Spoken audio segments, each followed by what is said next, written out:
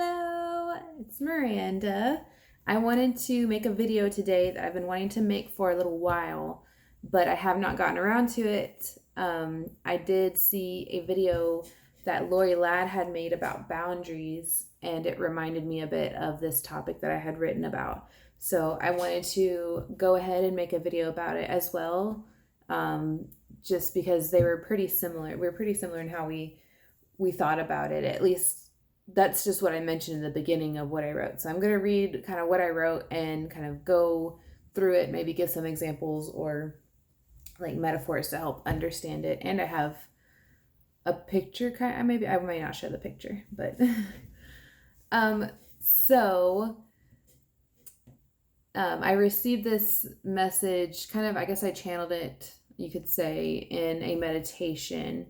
And I was meditating, I would realize it was almost like once you reach a certain state of being, then you don't need the boundaries anymore. You can go into the darkness basically and still be that light and not have, be as affected, which is what Lori Ladd was saying about boundaries, that boundaries are baby steps to, what did she say, to getting to a higher vibration. But once you have the higher vibration, then you don't need the boundaries as much because you are already, or you're whole into you're whole in yourself, because you have set these boundaries that have helped you reach this level of comfortability. Yeah, so to go off of that, what I wrote was the higher the octave that one can maintain, the less discernment is necessary due to the increase in intensity of vibration. So when your vibration and your sense of self is so high, you don't need these boundaries because you have reached beyond the boundaries and you can maintain it no matter what environment you're in. Yet the only way to get to this state is to have discernment in the first place. So like the baby steps, the boundary being baby steps towards this place. So, and this made me think of yin yang. So it's like the more discernment you have, the more boundaries that you need, the less whole you are in yourself, which is kind of what Lori Ladd was saying. And so as you go and have set your boundaries, I would assume it's more of like a vacuum, like you don't have boundaries and you don't have a sense of self. But it's kind of like the more you set these boundaries, the more your sense of self can flourish and kind of evolve. So this kind of got me into this place of thinking about yin yang, and to go into that, I just thinking about breathing in and breathing out. That's the exhale is kind of that void space where you need boundaries and you don't have a sense of self.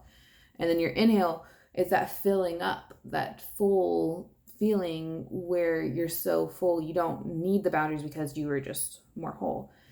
And I believe it can go both ways in this mirror sense too, but that's a whole kind of other thing. But to continue, it says we are on a grand scale of these expressions of yin yang, also the many micro scales and the multi-layering and the innumerable unknown offshoots of yin yang. So just thinking about that as yin yang, I always think about, the cycles within cycles, and that is its own yin yang thing, which let me see if I can find that picture of yin yang within yin yang. I don't know why I can't say it right. Let's see. I think it's in here. Yeah, I didn't really plan these notebooks. I just kind of chose a random page whenever I started writing and drawing in them. Sorry about my dog. Ben. Okay, so just to continue, because I cannot find the picture, but just imagine each circle within yin yang being its own yin yang. So it's just a never ending cycle or siphon of yin yang. Let me close this door real quick.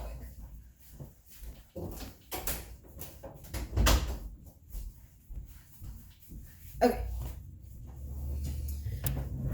That picture is somewhere, but I cannot find it off the bat. Anyway, I have a different picture, but that one is not, it's kind of more simplified, I guess, in a way. So, no, actually, yeah, I'll show that in a minute, but we'll continue on. It's the physical, mental, and emotional expressions of yin yang. So, I mean, there's just so many ways that it shows up. I feel like every cycle that you experience is its own expression of it in its unique way on a certain scale. Let's see. We are all of the yin yang together as one entity. We're the teardrops within teardrops, each entity being a unique experience and personal expression of their own part and pieces of yin yang. So I guess that was kind of saying that we're like teardrops within one big teardrop. So kind of when you look at the yin yang symbol, you see the it kind of looks like a teardrop, like two teardrops kind of flowing together.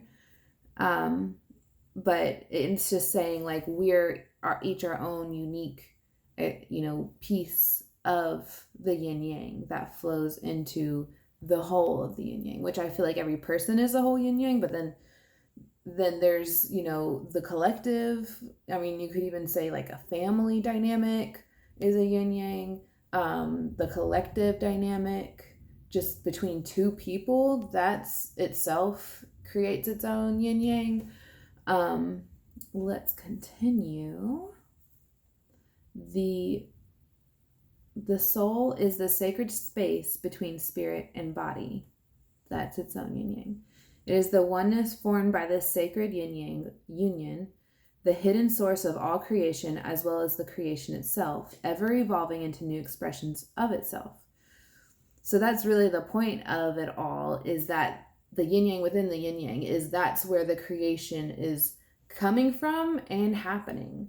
I feel like the flow isn't limited to just a siphon. It can be both ways. It's like a flow like this and like this, the in, the out. So that's it. The flow itself is its own yin yang, which ultimately is what it is. But each flow creates its own new flows, which create their own new flows, which is all ultimately, each offshoot is all ultimately a part of the whole flow that is a part of I mean, there was another one I was writing about that I had written about life being like a puzzle and solving it, and I realized as I was reading that, is like, that is solving that puzzle is just you'll have one puzzle, but then you'll have more puzzles, so many puzzles you need to solve in life that are part of the bigger puzzle. It's a puzzle within a puzzle. So that kind of goes along with that idea as well. Let's see. It is the light that carries conscious information back and forth. It is, let's see, where am I at? It is light that carries conscious information back and forth between opposite ends. It's the flowing dance of the perceived polarities, all on the spectrum of one whole playground. Playgrounds within playgrounds, where every step is a new land, a new experience. Every moment is a new chance to allow the consistency of flux to exist. This leads into, we all know about the constant need, like the constant change, how everything is always changing. Every moment is different. No matter how much it looks the same, it may or could feel the same. These subtle nuances create a difference, and allowing that difference, allowing the flow, allowing the change allows you to be in the difference instead of resisting the difference, which creates, stress or, just all sorts of different things within us. Which, I guess even the resistance has its own creations within the yin yang, which is just its own expression of yin yang, just without the flow of it, like without allowing the flow of it. But this does, this is all black and white. The way this is all being explained, it's black, white, positive, negative, it's the polarities, masculine, feminine. But ultimately, the thing is, it's on a scale. Like, that's where the scale comes from. We have the two sides, but, it all the colors are within that spectrum, ultimately. So it really is more intricate than I can even begin to explain. And the way it applies in life is mind-blowing to me, because I feel like I can see it so clearly in so many different ways and so many different people. And, I'm not judging anybody for that, because I'm a human too, and I experience that too. And my actions and reactions and thoughts and feelings, and, it's just a natural part of being human. I think bringing this awareness to it just can help shift the perspective. It can help bring you, like I was saying in the writings, it's the light that carries the conscious information back and forth between the opposite ends, between the two. So it's kind of like, if we are that middle, the blending of the perceived two, the creation, the mixture of the mother and father, we are another creation. We have consciousness, and we can see what is happening within this ebb and flow of the two. And I feel like once we do bring that light is when we see the colors. It's when you start to see that, okay, well, maybe red is a little bit more of a dense vibration and slow and drawn out, and but it doesn't mean it's bad. It's just there. It's just a part of the whole. And yeah, just because purple or indigo or whatever color is very high vibrating and fast and feels good and just, breathe in. It doesn't mean that it's better. It's just, again, the part of the whole, so. And then let me just go ahead and show this picture. Hopefully this stuff makes sense to you guys. I don't know if this picture will, but honestly, this picture is the simplification of something that came to me in a meditation, or just in like a moment of nothingness for me. I saw it wasn't this symbol, but it was like a W with two teardrops on the bottom and then a teardrop in the middle.